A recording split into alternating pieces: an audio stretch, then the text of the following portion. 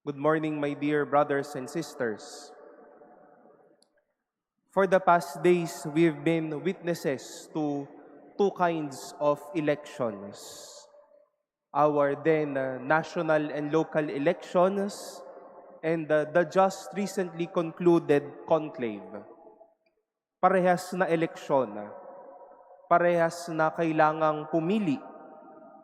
While the two may seem to be different in option and in style, I do believe that these elections fall into the same handles, or shall we say, the same procedure that should happen.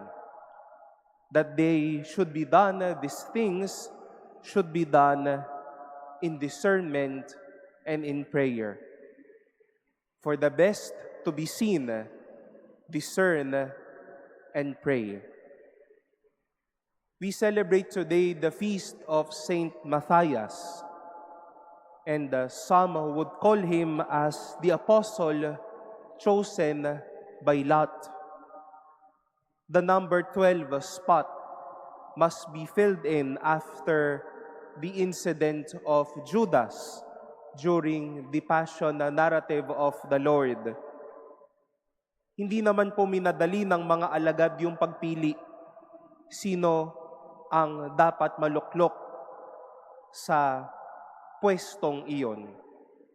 Although we've heard two names of the apostles or disciples, Barsabas and Matthias, who were with them along the way during or maybe then during the ministry of the Lord and until He rose again.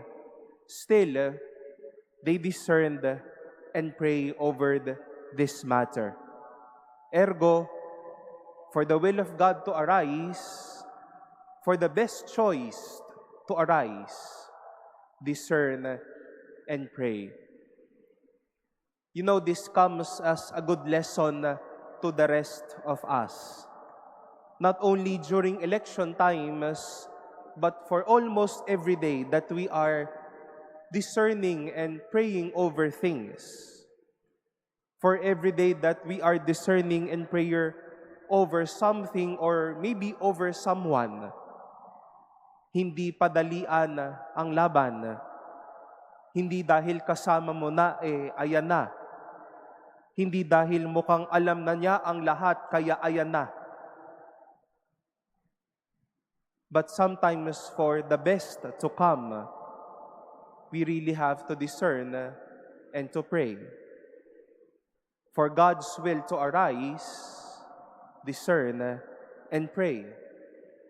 It is not automatic, it is not swift, but we know for one thing, whatever is done with much discernment, with much prayer, the best comes out. The will of God, right? The will of God wins.